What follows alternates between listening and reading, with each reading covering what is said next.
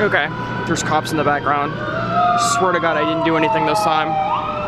Alright, see the Ferris wheel? Right there, somewhere, there's Ferris wheel. Anyways, hey, it's Sammy Jax. I am at Megacon Orlando 2019. I'm going to the soft concourse. Haven't been there yet.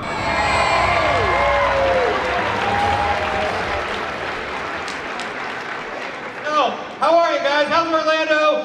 Megacon Friday evening. Are you guys ready for the Back to the Future panel? Come on, Orlando. Really give me some love here.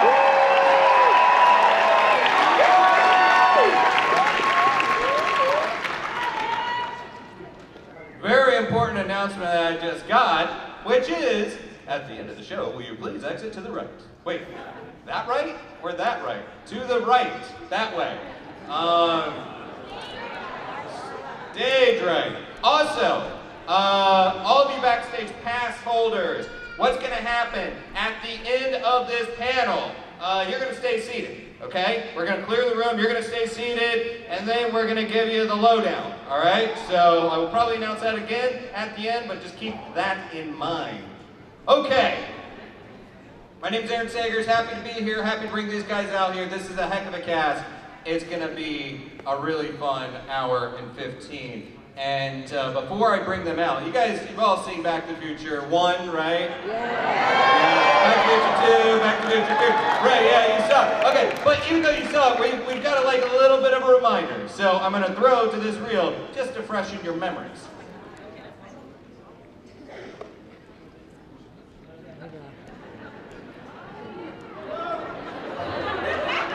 Picture, if you will. There you go.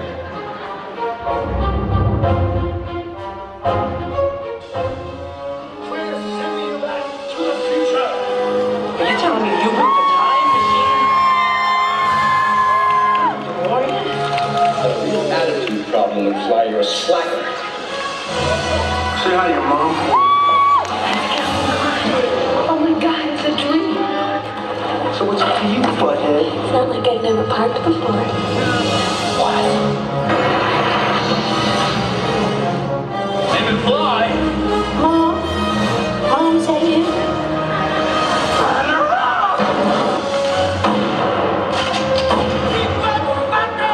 You dare speak that way about George? You're not even half the man he was. So we fly. Same gun.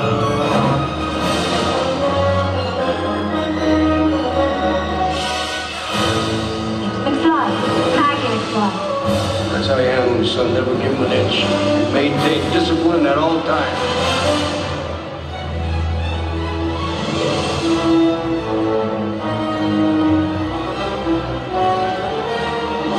Your future is whatever you make it. So make it at my one. Paul, come here.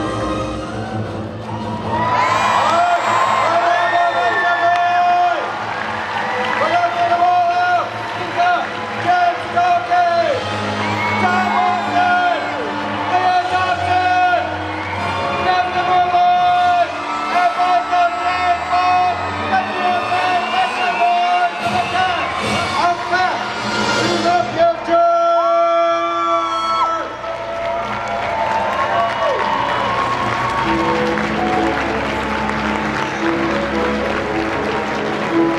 Ladies and gentlemen, you know him. I'm Principal Strickland James Cokie. He is this.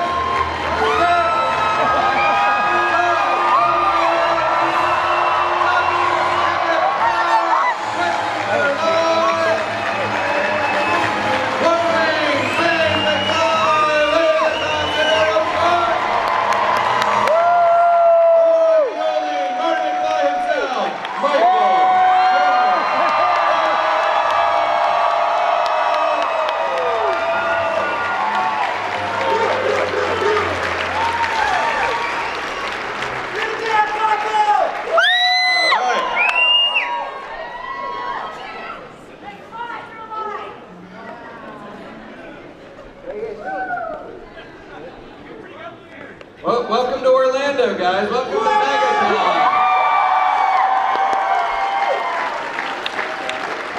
We're certainly happy to have you here. And Mike, I noticed you dressed for the occasion. You are wearing a very Orlando, Florida shirt. And I'm rocking my new Caesar hat. That's right. It's like Marty's bringing his tiki game to Orlando. I like it. I like it a lot. Actually, yeah, I mean, oddly enough, Orlando, Florida was home to the Back to the Future ride.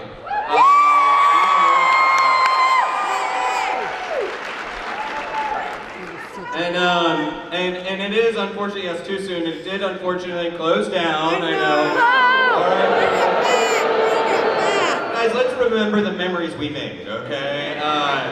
But I mean, so Tom and Chris, I want you guys to kind of talk a little bit about that. That ride opened 6 years after I believe the movie came out. Was it odd to revisit your characters for that ride?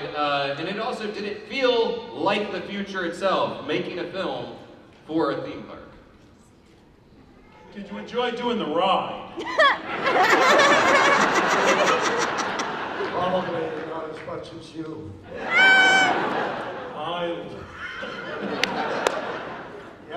I enjoyed the ride. I thought it was amazing. And it really felt like the future. You know, the way they set it up, you really felt you were on a trip. Flux And capacitor. it's scary. It felt so silly that a cartoon could be scary, but you'd ride through this cartoon, all kinds of things happen. Do you remember any of them? Well, I thought it was weird that you went through fire and like a dragon and all that. I was like, well, that wasn't in Back to the Future. What was that, dinosaur, right? A dinosaur. Oh, we went back in time. There were dinosaurs in the past, Leah. I'm sorry. That's what we do. They invented fire instead. Yeah, but it wasn't in the movie. I consider the ride sort of a movie. My answer about the ride is, I'll try to make it not too convoluted, but here's the thing. The ride was way more advanced than any ride of its time because it was Douglas Trumbull, who did the photographic effects on 2001: A Space Odyssey, had a company that was doing special effects for movies. They asked him to oversee the Back to the Future ride. So this was, for you, many of you know what I'm talking about, some don't, but hey kids, the computers didn't do all of the special effects in movies all the time.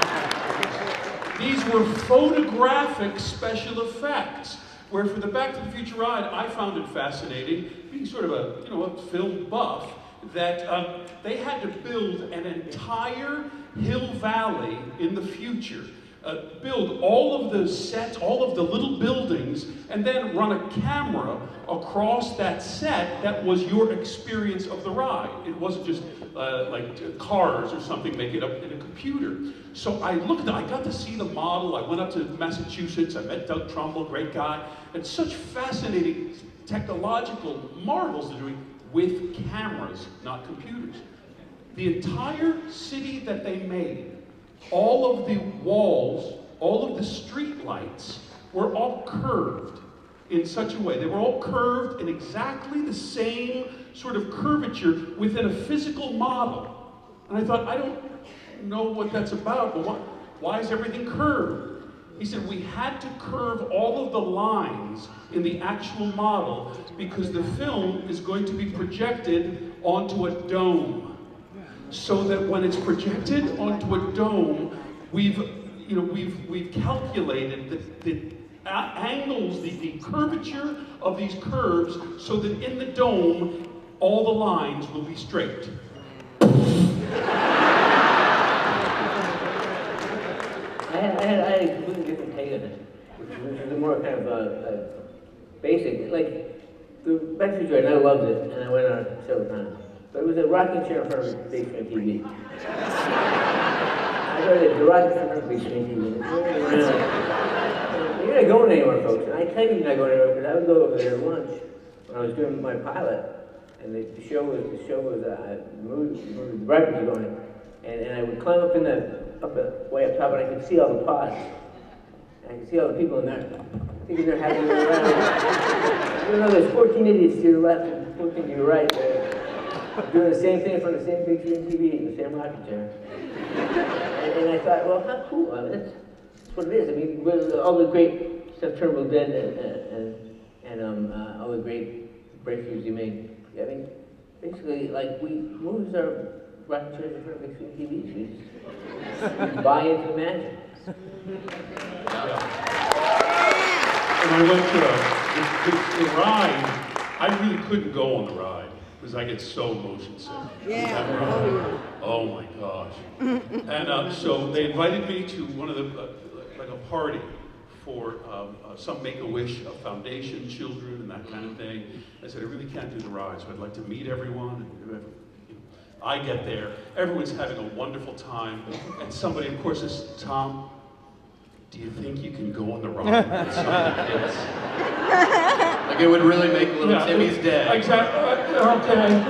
All right. Fine. So I go on the ride, and by the end of the ride, I am green. And I get off the ride like, oh, thanks, it was so nice. Yes, you're welcome. I'm fine. I'm okay. Somebody comes up and says, Tom, Johnny missed being on the ride. So I had to do it again. Trying not to throw up on a Make-A-Wish kid. That probably was not his wish. That was not his wish, I'm sure. It would have been memorable.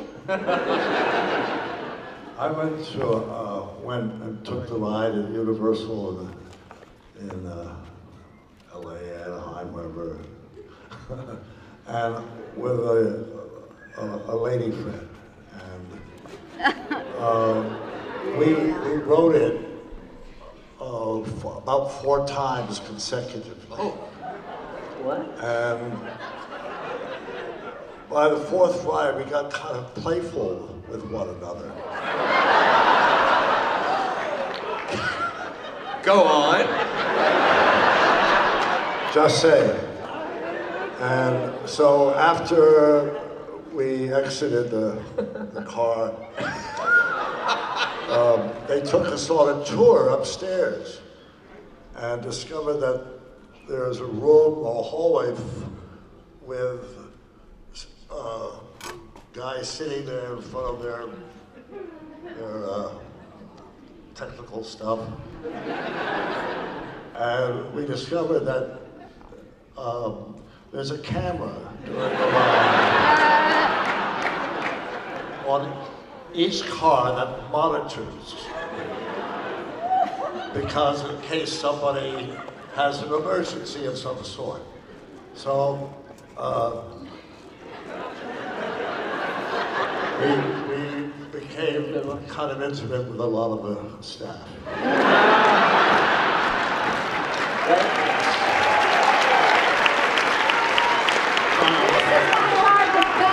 Back to the Future talk ever. That's the power of love. I was gonna say. That's where we watch it from. That's where we watch it from, out there. You go up there and watch all those screens. Watch all those people in the pods. I never saw you doing it with a lot of them. It's a bootleg video, Mike. I got it. I know. Yeah, Chris, was this before the internet? Otherwise, it's out there. Move over, Kim Kardashian. I'm ready. To be fair, when you're the owner of the DeLorean, a time machine, you can do whatever you want in there, I guess. Like, you know, give it up for Doc Brown and his, yeah.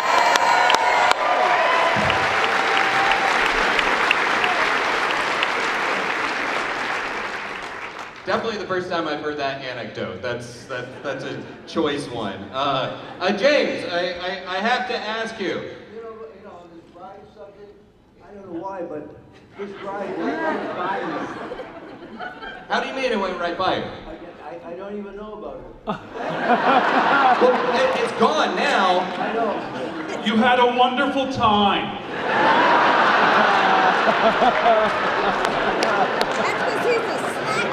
They even had one in Japan, and they had that longer than 2015 when the ride was set. What's that? Slacker? Oh, yes. Well, I was going to ask about Slacker, James. Slacker. Well, you know, slackers of the world unite.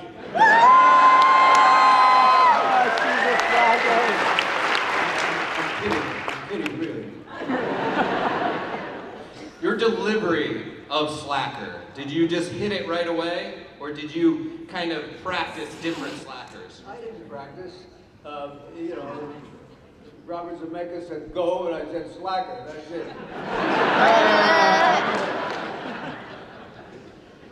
I mean, there's so many catchphrases and words and everything that have come out of this franchise that people will shout at you, I'm certain, walking down the street. No, never. No.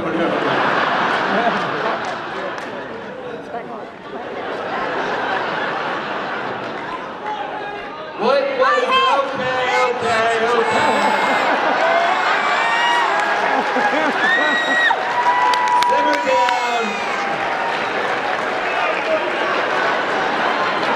Simmer down, Orlando. I was actually just curious, when was the first time that you realized that this franchise not just was popular, that it become part of the vernacular, that people were talking about it in catchphrases in the everyday life? I know there was the Ronald Reagan component, but when did you notice? I think it was about the day after it opened. You got Slacker right away? I mean, I had people say, make fun of you, Irish bug. It just was like a catchphrase to this day. And if I say, Great Scott. Yeah. I did a cameo in a film called See You Yesterday. It was on Netflix. Really cool film, cool little film by this guy, Stephen Bristol, I think. But it's really good. But when I play the science teacher, who gives these kids they build a time machine by giving them failing grade this time travel bullshit, and they're wasting their time on it. And I shouldn't spoil it. But at the end of the scene, I take a little scene and I say, "Great Scott," and people go nuts about it. I like to reduce that and just say Great Scott. Get approval and then carry on. I think we're all still really amazed at how, look at all these people. Oh my gosh.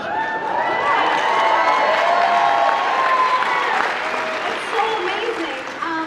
When you're in your home and someone says, 20 million people saw the movie, or however millions. It's an abstract number, but here, 35 years later, all of you here, a good portion of you weren't even born when the movie was made. It's such an amazing thing, and I think it's kind of been like a wave, like waves of fans that keep coming in different generations, and it's spectacular, but I don't think we expected this when it came out. There wasn't even a sequel deal. Like, they didn't think there would be a Back to the Future 2. So it felt like a phenomenon because it was the #1 movie for almost the entire summer that it came out. But it didn't, we didn't think this was going to happen. I was thinking today when I was taking pictures and signing autographs that why do I come here? And I thought, I come here because I want you to remember me. I come here because I want to remember you.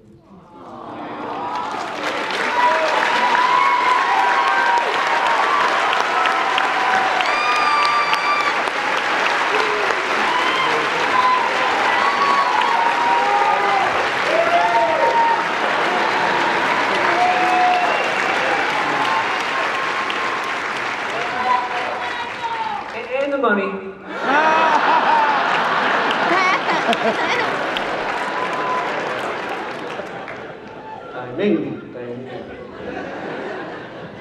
Well, with that said, is there, obviously, these movies it seems like they're on constantly on cable. Cable still exists, right? They're constantly on random channels you flip by. And I find myself, I stop and I watch, and there's certain scenes that I will stop and watch and really take in. For you, if you ever find it just flipping through the channels, is there a scene that you stop and are compelled to watch when you find it? No? Well, I like movie. I mean, I'm always so interested in watching the movie, and there are scenes that tickle me more than others, but I don't know. You Never guys have a said- favorite scene? Not even a favorite scene, just like, flipping through it like, yeah, I'll watch it for a few minutes. Okay, I move along. It's impossible to do that. If you just watch it for a couple of minutes, you're hooked, and you just keep watching it.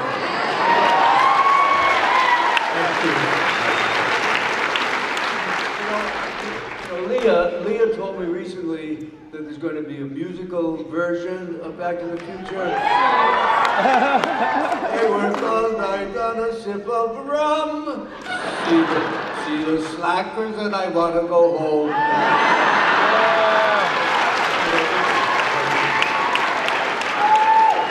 I just, when the third one is on, and I'm, running into town on the horse, in order for the big showdown in the middle of the town, the big gunfight, I watch it because I can't believe that I'm in a beautiful western like that. Like how beautiful it is, riding the horses over those hills, and I mean that thing. I mean, I joke about it, but what guy doesn't want to go into a saloon and just push open the doors and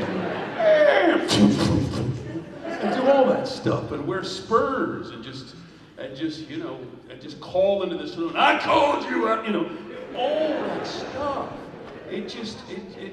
I'm amazed. It worked, it worked, and it's just a great movie. So I like watching. The interesting part of it is I try not to watch it anymore, and it's not a negative thing. It's just, but I know I will love it, but it will send me into sort of a reverie of thoughts, of introspection, of thinking about our relationships and my friends. And even when it's over, I won't get anything done for at least 2 hours. Because I'm just thinking about it and everything, so it's fascinating. But the movies are great. Yes. They're just great movies. I remember something that Bob Zemeckis was obsessed with when we were making the movies. He was like, maybe somebody will watch this 2 times or 3 times or 480 times. And I want to make sure that there's a special little Easter egg hunt, something wonderful in every shot. And so when I watch the movie, I get to appreciate new things that he did directorially and that the DP did, but also the amazing work of my fellow actors that maybe I didn't notice the first time because I was watching myself. But now I really get to appreciate as I mature as an artist, Such beautiful shots. Some beautiful shots. When Chris smells the flowers that he's going to put down, for Mary's character, and he places the Clara thing on the little windowsill and walks away. It's just a beautiful moment in the movies. When the train is coming in and Mary's in that purple dress, a huge dress, and the train is coming by. It's just beautiful shots.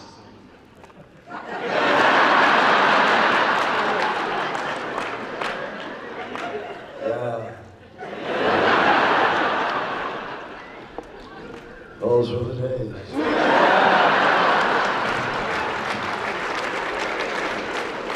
Well, just following up with what Leah noted, who thinks that they've seen Back to the Future more than 50 times? Okay, more than 100 times. Wow. Do you think there's a 150 out there? Yeah. 200? Okay. You better skip up. This is America. 650. 1,293! Good on you guys. I want whatever job you have to pull that off. Just kind of sticking with Back to the Future Part 3 for a moment, I am curious. I don't know if I've heard you, Tom, talk about the mustache. Where did the mustache come from, and did you have input on, how big and bushy and unwieldy that thing was? What's the story I behind had a lot of input on the mustache. Interesting question, Aaron. Thank you.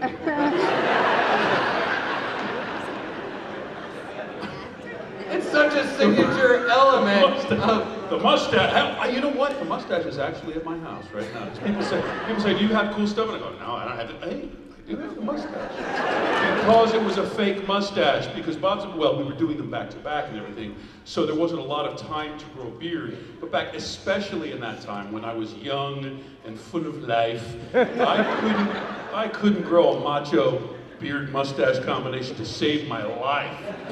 So I'm trying to grow a beard, and remember Bjorn Borg, the tennis player? That kind of weird, like, why don't you shave that, man? It's just sad. Just a little tiny mustache, little scraggly beard, and Bob Zemeckis looks at me and goes, yeah, I think we'll make a fake one. You know, because they had to make one of those big kind of things, big beard mustache thing. That's my crazy mustache thing. It just seemed like the kind of... No, I'm still talking. Okay.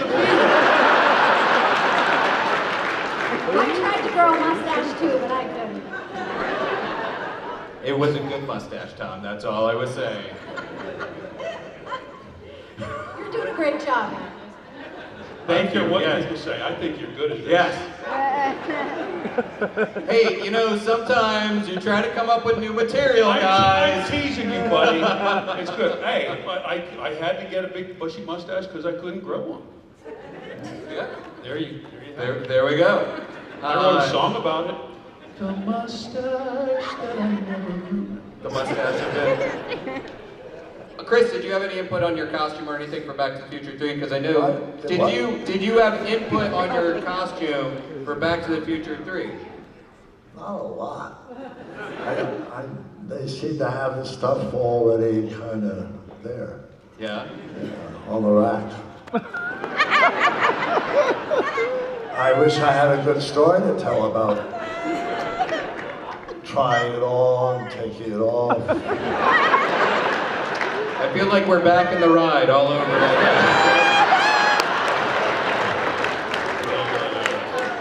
But, no. No. I can make one up, but it won't really satisfy. No.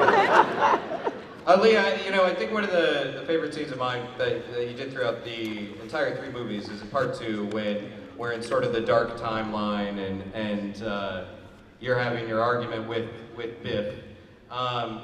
Can you tell us a little bit about the approach to that? Because you've already at that point done different iterations of Lorraine, and now we have sort of this dark version of Lorraine. What was your approach to her? This is in Back to the Future 2 when I was, Biff's wife, and I was the one who said, you were the one who wanted me to have these things. If you wanted them back, you could have them.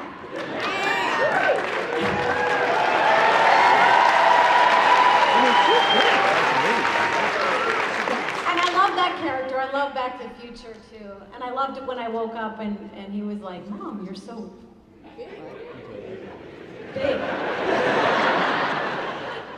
And I love that character, and it's really funny because I'd like to play that character now, but no one will give me that part. I don't know why. And it was really fun playing that. And I remember, do you remember that shot, how hard that was, getting me down the stairs? Oh, absolutely.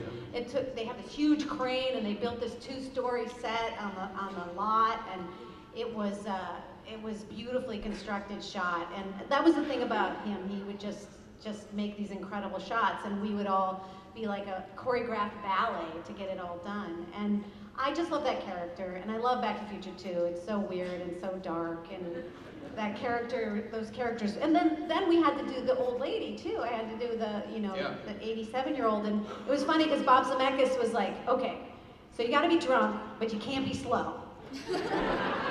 And you gotta be old, but you can't be slow. So can you be like one of those old ladies like, come on Marty, let's go.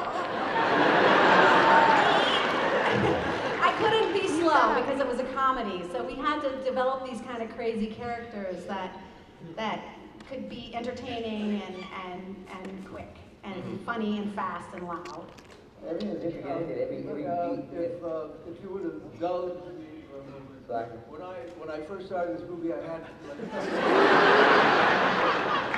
I had a fringe of hair around either side, and the guy said to me, he says, you know, we'd like you to shave your hair, you get more pussy. You're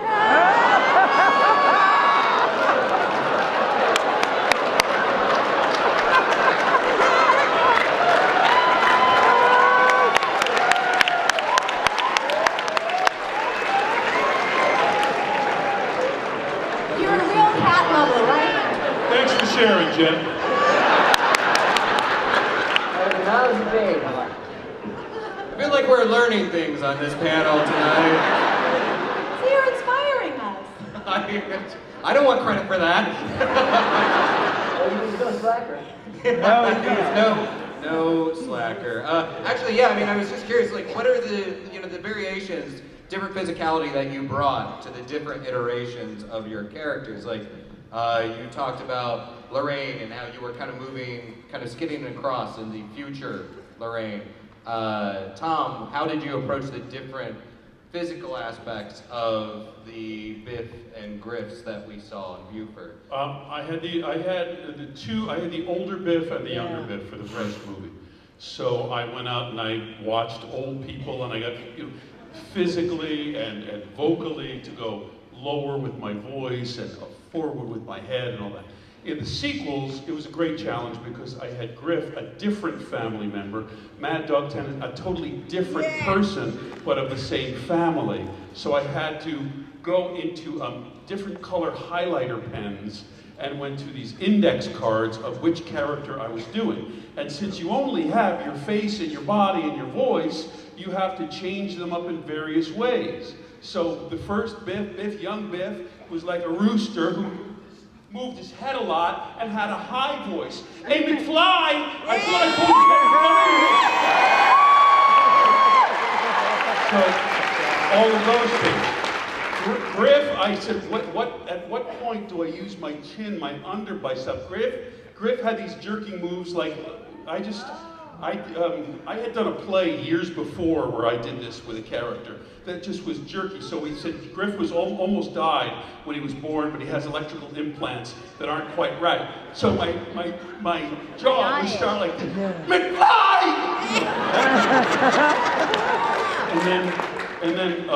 then Buford had the lowest voice, which was sort of like Lee Marvin in Men Who Shout Liberty Valance, which is really lazy in your face, and like a slut. Like, hey, McFly. So it was really like, hey, McFly! Hey, McFly! Hey, McFly!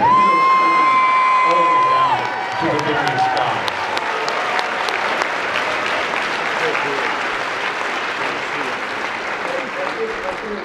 One of my favorite pieces of songs is that all the physical things that the character thing did is, he taught me how funny it is when you put your hand in your I told Michael back then, he had his hands on his hips like this, which is a cool guy. All you have to do to be funny is lift it up about 8 inches. It was all authority. It was all authority. It was all respect. They don't give me a microphone, that much on the head of it. So I have all this hardware, stuff coming in. Westworld. Oh, were you going to say something? Yeah. No, I was just going to say, we all worked really hard on the characters, like we did, and that's what Bob Zemeckis inspired us to, and that's what's so lovely about working with a script that begins as a great script, is that you can then elevate it. You can kind of only start with what the script is and elevate it, but we had such great characters and such permission to make these kind of large characters. Nothing was vague. There's nothing kind of wishy-washy. It was all, whatever the beat was, you solidly in the beat. It was, not arch, but a style, sort of sound. If you were doing that style, then you just take out sort of thumb. Well, you had such a busy couple of years right around that, between Family Ties, Teen Wolf, Back to the Future,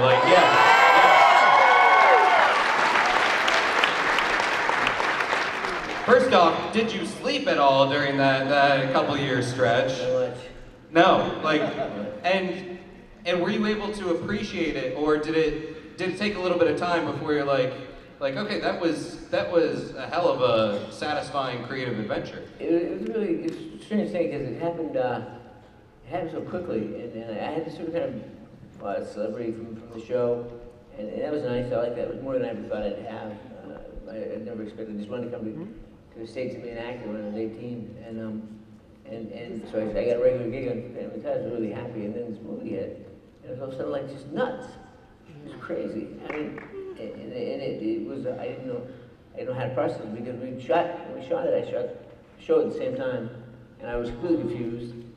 And I would literally, this happened. I went on to the set of Family Ties, and I had a scene to do in the kitchen with my dad, and I was waiting off stage, and then I couldn't, they were about to call the cue, and I couldn't find my video recorder. And I was freaking out because I couldn't find my video recorder. And I thought, I don't need the video recorder. It's the other show. And I remember thinking, like, this is a psychotic break. I'm doing damage to myself. And so when the movie came out, I knew it was good, and I knew like I worked with the actors, I knew they were the best I'd ever worked with, and it just blew me away and made me do things I hadn't done before, and try new things, and so I knew it was special in that way, but I didn't know anyone would give a damn. And then I was in England doing Family Ties Goes to London. And you've seen that, you're a fan. And there I am in London shooting this crappy TV movie. Lovely with my family, who I love, with Family Ties people, but it was just awful. We knew it was awful. And I get calls from the States going, "You're in the biggest freaking movie in the world." And I said, no. I said, you don't know, this movie's going to be huge. And I said, I'm sorry, I'll do better next time.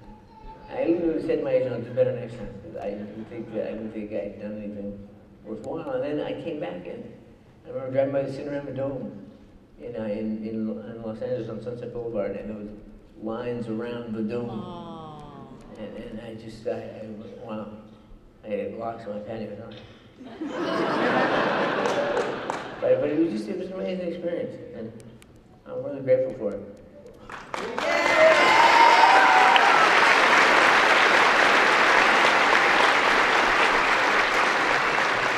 2 weeks after the movie came out, 2 weeks after the first movie came out, Crispin Glover and I were hanging out, and we were just hanging out. We went to. Yeah, absolutely. I don't think Crispin does that, especially at Burns Dance with the magnifying glass. I used to do that when I was a kid. Crispin, yeah. Well, we were hanging out because we'd done this movie together, and we went to Cantor's, deli in LA.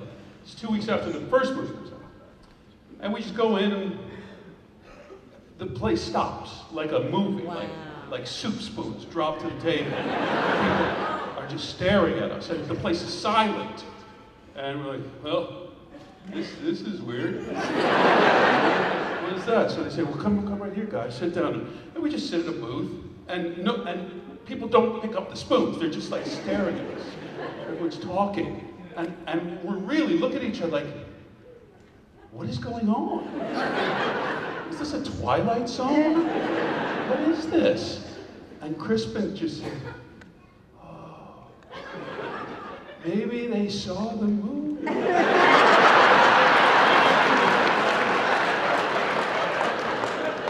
So it didn't occur to us. And then we went, oh yeah, we're the #1 movie in the country. That's weird. Just drinking soup. But everyone had seen the movie, and by that point, 2 weeks out, it was just like the tsunami just growing. Well, and I think on that note, it's worth giving a shout out to Crispin Glover, who is such an amazing actor as well.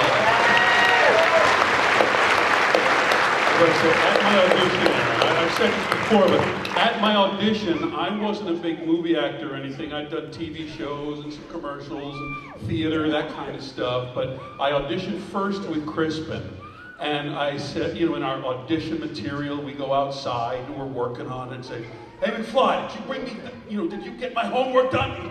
Well, Bev, and he does this scene, And I just thought, if they don't cast this guy, they're crazy. Because he's unbelievable. Wow. So yeah, he's just absolutely fantastic. If you look at all that stuff, which sometimes on the set seems crazy. I mean, what is he doing? And it's absolute genius. Oh, yeah, it's funny too. It's a little story. I was shooting Teen Wolf, and I was on a street in Pasadena, and I was in my trailer, and I was trying to eat my soup, my lunch to a straw, and I had yak hair glued on my face. Airplanes going, I had this rubber snout, and I was it's hot, and I'm in Pasadena, and I'm in the trailer, and I'm a werewolf, and I said, what have I done? How did I screw this up? How did I end up on this werewolf movie? And then I heard some crew talking to the scouting directors from Steven Spielberg's company, Amblin. They were on the same street that we were on, scouting locations for a new movie they were going to call Back to the Future. And I heard, and I said, who's in it? I said, Crispin Glover's got a part in it. And I knew Crispin from Family Ties. He'd done a few episodes of Family Ties. I thought, shit, I'm not a competitive guy. I wish everybody the best, and I love Crispin. He's really talented, but I thought, son of a bitch, how do you get that movie? He's funny on the show, but I mean, you got a Steven Spielberg movie. And I wish that's the movie I'd like to do. And working with Crispin is like Crispin would have, like he would do the thing where he doing the scene, at the end of the scene, he wanted to grab a broom. When I come over trying to get him to go to the dance. He was saying no, and he had a broom. And he was sweeping this broom. And Bob said, easy on the broom. And he said, oh, it's my sweep of indignation. And I thought, it's so cool because he's locked this shit into a science. He's locked it into it. I mean, he really is a genius. And he just sees things differently. And there's a different rhythm to the way he acts and the way he thinks. And I mean, don't be afraid of it. Celebrate it. Because it's really brilliant.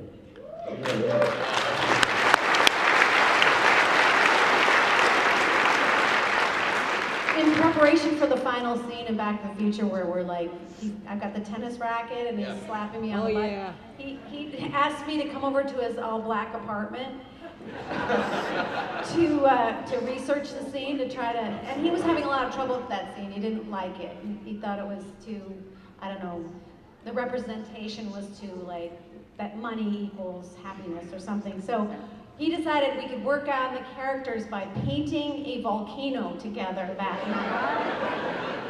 Somehow it led to good characters. He was such a genius.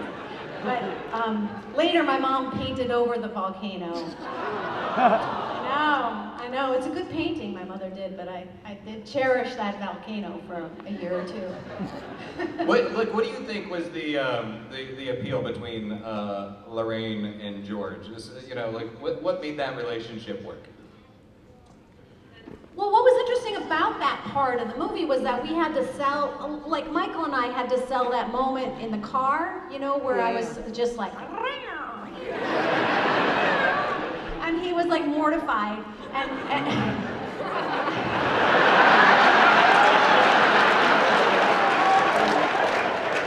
I was well aware that she was not my mother.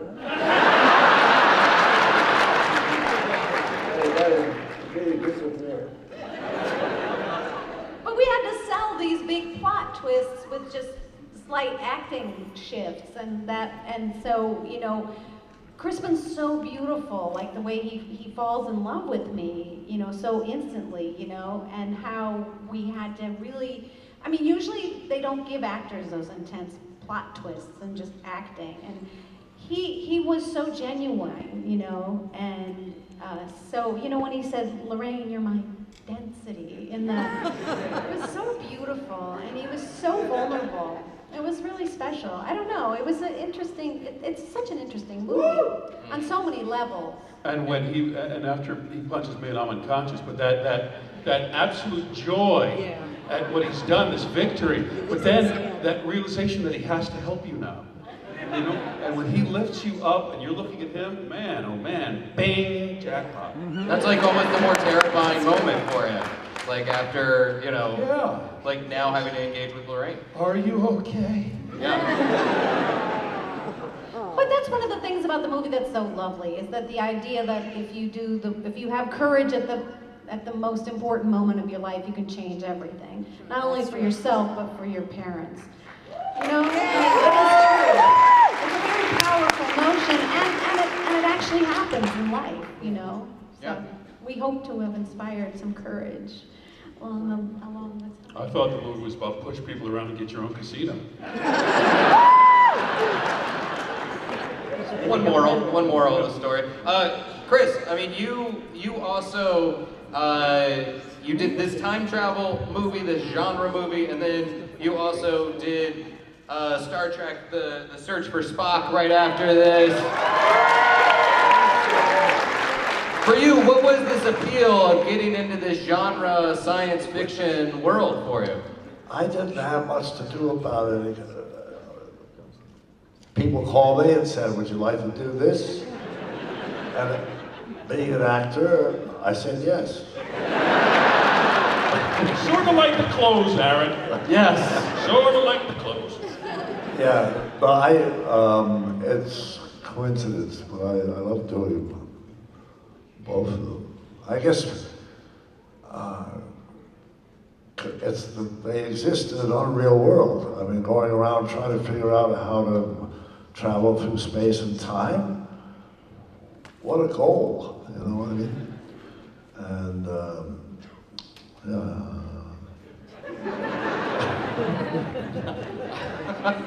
I'm running out of wind.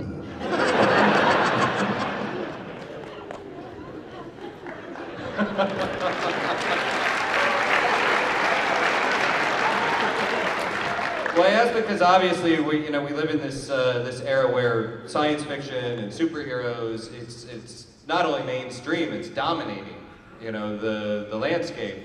And I was curious if you had any thoughts on why, in your opinion, like why do these movies seem to go out there and make $1 billion? Why, is this where we're investing our imaginations and our dollars? And I'm curious if anyone wants to weigh in on that, because Back to the Future is such an important part of that. People want to, sorry. Man. You? I really want to hear what you have to say. Well, all I was going to say is that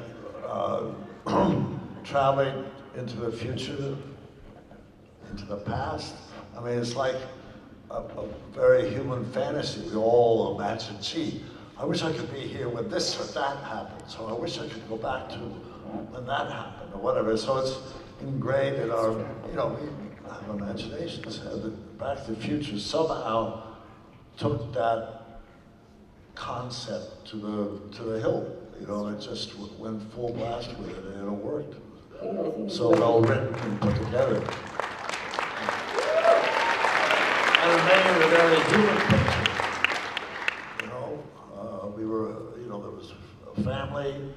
You're a kid. I'm kind of a uncle type guy, and we have this relationship. And there's you being multiple selves, and I'm done. That was good though. I appreciate it. Mike, what were you going to say? It was great. I was just saying that people are always looking for escape and looking for, but they don't want to just escape. They want to find meaning in it and realize that believe that things are happening at different levels. Yeah. And anytime we can come to another level, and we can be a whole new world. We have the same name and the same family and the same issues and the same job, but that different dynamic is happening. Whether it's like time travel, the idea that what we've lived before is still happening right now, and we can go back to it. Or what's going to happen is predetermined. We can go ahead to it, or we can meld steel with our hands, or we can fly, or we can build a suit and become a rocket man. It's just really powerful stuff. And the more difficult the world gets, the more it's really cool to be a guy who can shoot webs out of your hands, climb up buildings, and do the right thing, and know with that stuff is like used for good instead of evil. And it's just big ideas, because it's tough to be just living life sometimes. And that's the other way.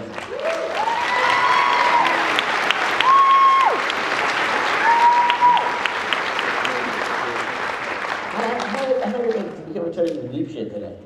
I know the deep stuff. Throw it to Tolkien. He's got some stuff. Yeah. Well, I mean, Stuff, buddy. well, so okay, James. So you and Chris had worked together before Back to the Future. You guys worked on Macbeth in 1974 with Peter Weller. Yes, that's correct. So we had Doc Brown and Strickland and RoboCop. That's right, we did at Lincoln Center, and it was with Chris Walker and those were the good old days. Did you, Chris? Do you remember Did you guys remember like knowing one another when you came on back? Vividly. I mean, it was a production that created a lot of stories because there was a certain peculiarity about it. Christopher Walken, by the way, was Macbeth. Carol Kane, I don't know if she was in it. But it just, well, there was a reviewer in New York at the time who nobody liked very much. He really would say gratuitously nasty things about performers and writers if he didn't like them. But it was a bit over the top. And he didn't see the play. Or yeah, I guess he did see the play, but he wasn't reviewing it. But in an article he wrote somewhere, he referred to it as that swinish production of Macbeth. Why did I go over there? Why did I bring that up? It still hurts. John Simon? John Simon? Was it John Simon? It was John Simon. That's why you brought it up. It was we a don't- prick.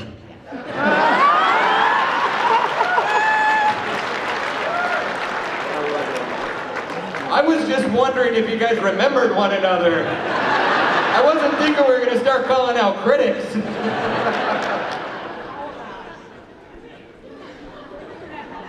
James, do you have anything to add to that? No, I think he said it all.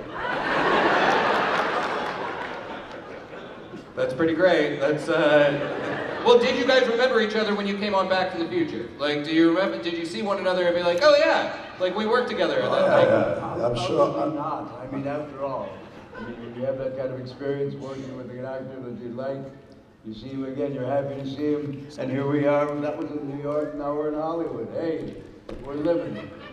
That's right. By the way, I just feel, I gotta say that it was a lot of fun doing that production, and I feel it had a lot of value. Swinish though it was.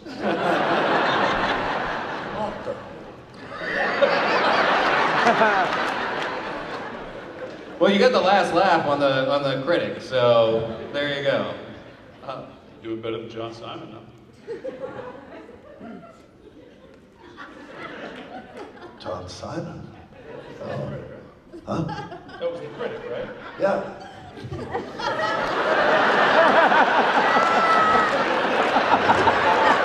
Oh, wow.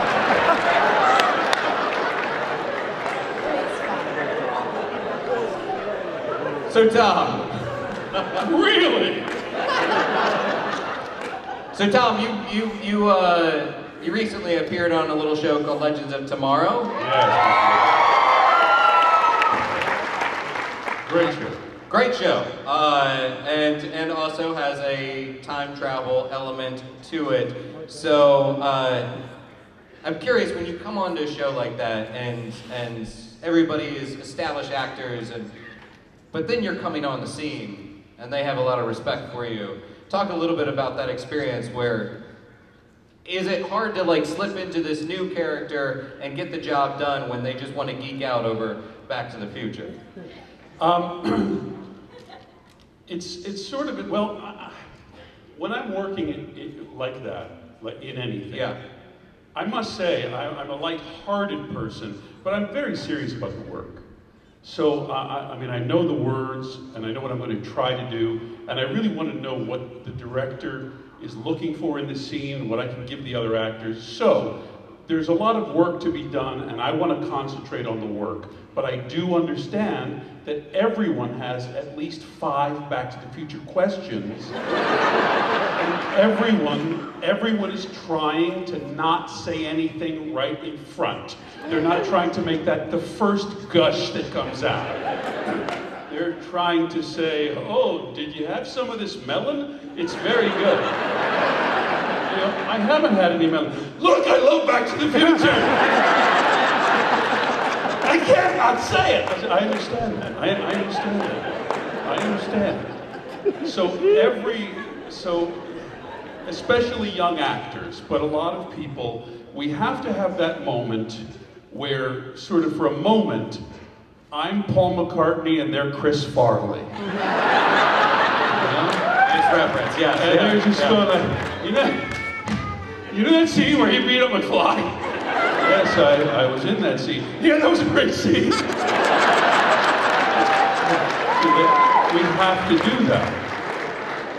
So literally with other actors and many of the work that I've done, the kids on Freaks and Geeks, all of them knew that I would say, they say, we want to ask you questions. I'd say, okay, I will give each of you 2 Back to the Future questions.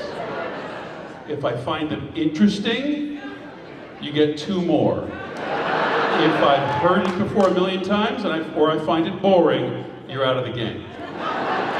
So it was kind of fun because there actually were trying to think of interesting questions that I had. But of course it's natural. Yeah. If I meet people from something, I have to say that they were great. There's nothing wrong with that. It's a wonderful thing. I understand it. When I meet actors, I've done exactly the same thing and said, you know, I can't not say it. It was just so strong. You know, I do a lot of SpongeBob SquarePants episodes. Tom Kenny is a wonderful friend of mine who plays SpongeBob.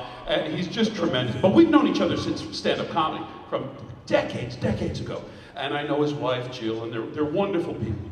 So he comes up with Jill and he says, Tom, can I talk to you about something? I know you're not going to like it, but can I just say something? Oh, yeah, Tom, what is this? The kids wanted to watch Back to the Future, and we watched all 3, and you're just great in it. I mean, it's just great. Movie. I know, Tom, I know, it's okay to say, yeah, but I mean, it's great.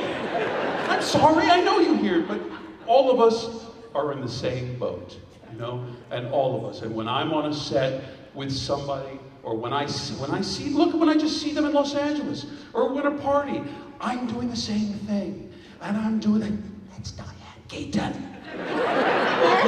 Who would you geek out over? Like, who is someone that that you would totally, legitimately lose your crap over? Well, many musicians I do, but it was a wonderful thing.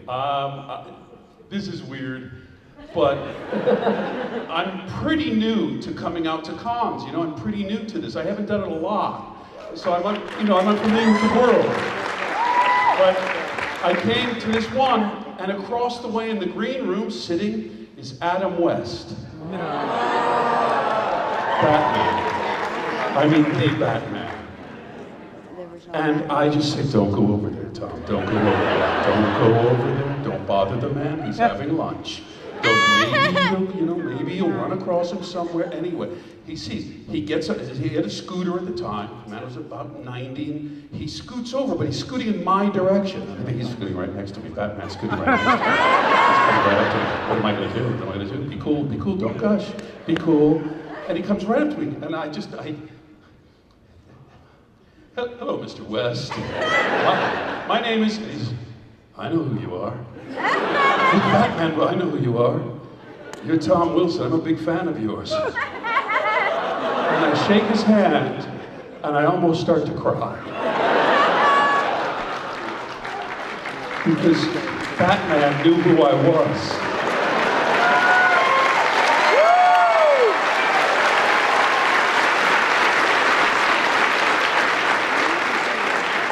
Anyone else want to weigh in on like that moment they met someone that you geeked out over, where it was your fan moment, much like all of us have had with you? Well, 2 stories. Both are athletes. One was Muhammad Ali, when I get to know Muhammad. And the thing about Muhammad is, if you want to be invisible, so have a cloak of invisibility. Stand beside Muhammad Ali. Nobody sees you. You see Muhammad, and he was just an amazing guy. The other story that I've heard you tell that story before, and it's almost identical story, a little different twist at the end. But Bobby Orr, I was playing a celebrity hockey game, and Bobby Orr's cat's ass. And we were in this dressing room. It was a celebrity old timers game. It was going to be the last game played at the Boston Garden. And he was going to play, and I was in the dressing room with George Wendt, who was from Sears, Norm now. He was our goalie because of the net.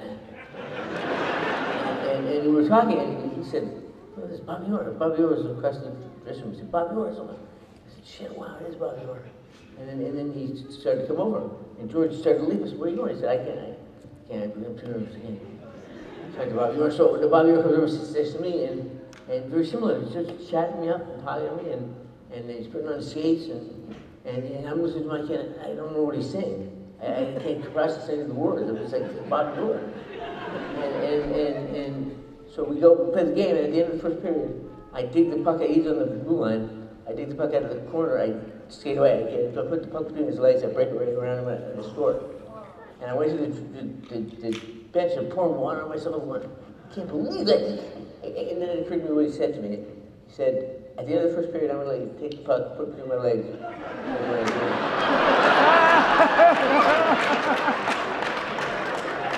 That was my great moment. I don't know if you can top it, but do you guys, Leah, do you have anything to weigh in on that? No? No, I mean, except for Meryl Streep. Like, I met Meryl Streep at an Oscar party, and I was the most stupid I've ever been. Yeah. Like, I was so stupid.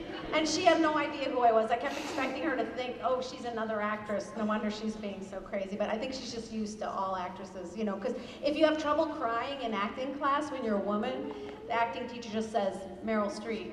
And then you go, oh, never be as good as her. So that's how they make all girls cry. All right. I had one other quick one, just a real quick one. I had the Paramount commissary. I was about to do Bright Lights, Big City. And then we had to do this cocaine in the movie, and I didn't know what you used for cocaine in movies. So I went to Al Pacino, who had just done Scarface. And I said, what did you use for cocaine, and what did you sniff in the movie? And he said, milk powder. So I said, okay. So when we did the movie, I said, Al Pacino, this is the last word, Al Pacino used milk powder. So we used milk powder, and I had milk running out of my nose all day. And I came in later and I said, what milk powder? I put milk powder in, and it's sort of milk, and I couldn't. And he said, "Like super?" And I made one with Al Pacino. He said, "Get this little Back to the Future actor in." Like little kids, man. Well, we are running down on time, and I know, it's sad, but we're not done yet. I do kind of wonder, you know, if this was the last interview about Back to the Future that you ever did, if you know, you close the book on this, and I'm sure you won't, but if you close the book on this, what would sort of be your final statements, your final thoughts about this movie, this franchise? Anything that you want to put out there? James, I'll start with you. Your ultimate thoughts on Back to the Future. I know, no pressure. Look, I have to say quite simply, I would be very grateful to Bob Gale and Robert Zemeckis. Yeah, for certain, yeah.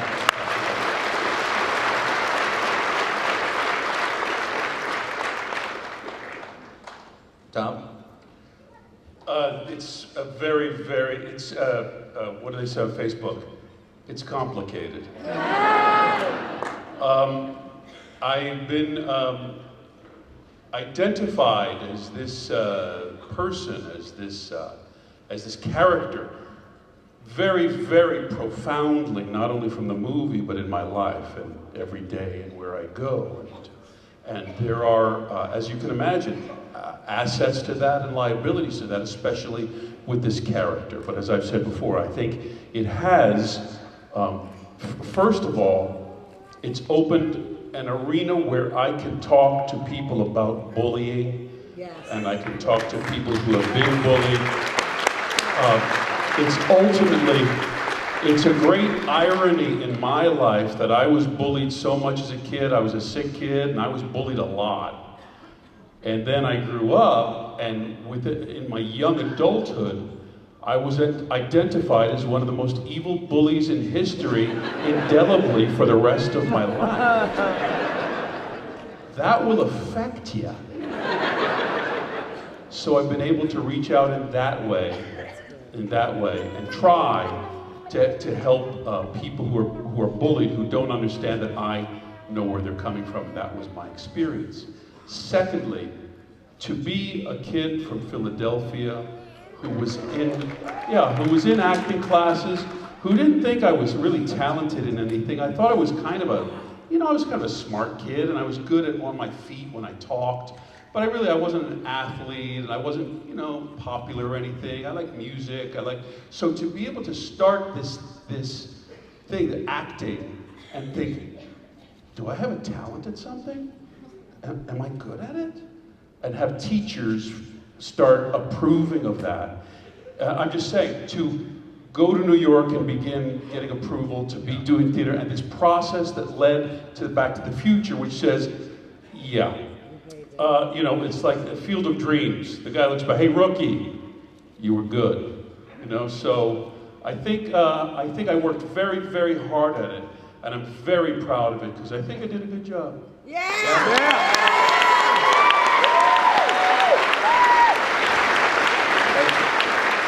That's really sweet, Tom. Thank you. And Chris, if this was your last word on Back to the Future, what would you say about it? Great stuff. Something that has impressed me that I don't feel many films achieve is how many people have come up to me since this film was opened, including today, and said that they became an engineer, astrologist, whatever, astronomist, astrophysicist, space astrophysicist. Or doctors have come up and said, growing up watching this film affected me this way or that way, and I became this or that. I think that's extraordinary. I've done some other films, whatever, but I'm not aware of any film that has had that kind of an impact on people, a film that impressed people that way and made them want to do something creative and give it back,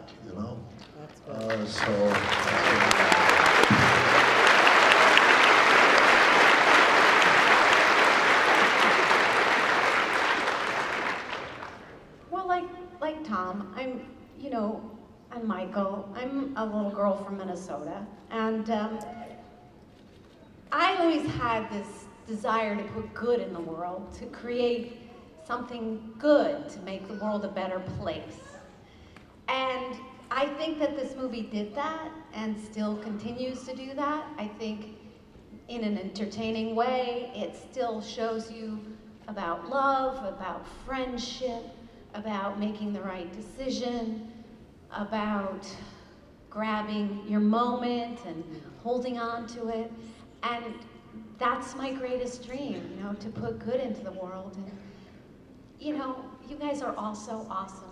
And to be here, and that's my last word. I'm grateful to have been part of something that makes the world a better place and gets to touch you, and you get to touch all of us in your reciprocity here. So that's my thing about Back to the Future, and I'm endlessly grateful to them.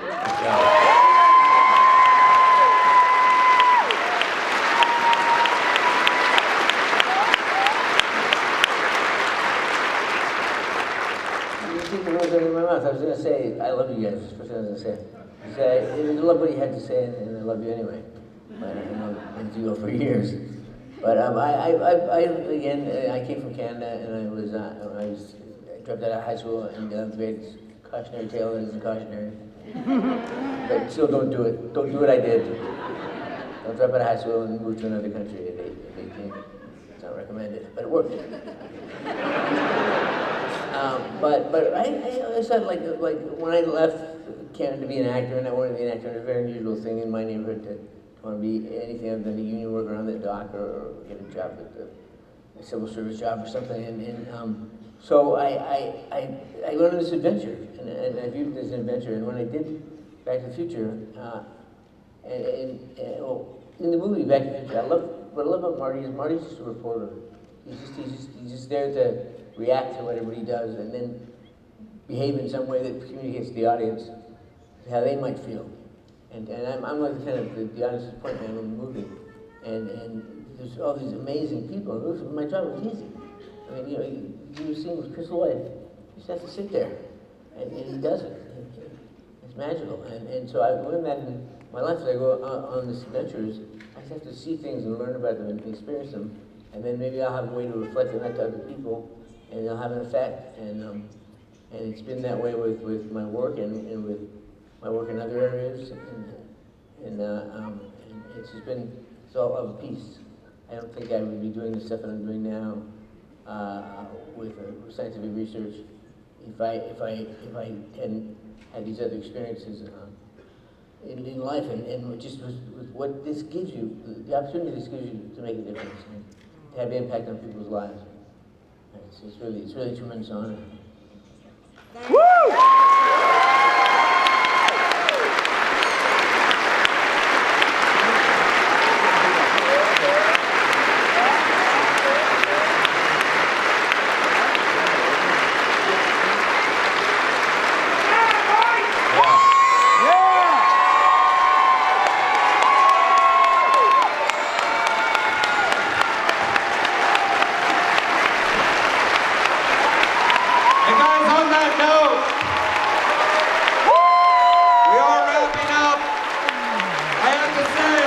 This has been an incredible journey with these guys. They are all excellent people, all lovely people.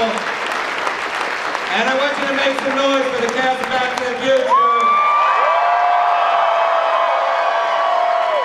This has been an amazing time. Again, if you're part of the backstage cast, stay seated as we clear the room. We will tell you what to do next. But please, one more time, the cast of Back to the Future. Christopher Lloyd, Leah Thompson, and Michael J. Fox. Thank you, Megacon!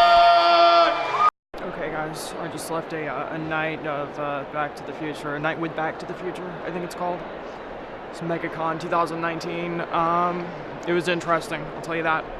Anyways, so I'll play you that video later. I might actually, hold on, I'll make this the beginning and then play that as the end. I'm not sure what I'm gonna do. Anyways, I'm Sammy Jax. See you later. There's a Spider-Man guy over there. What's up with people? What are they wearing? Anyways, I'll see you later. Don't die unless you have to. Goodbye.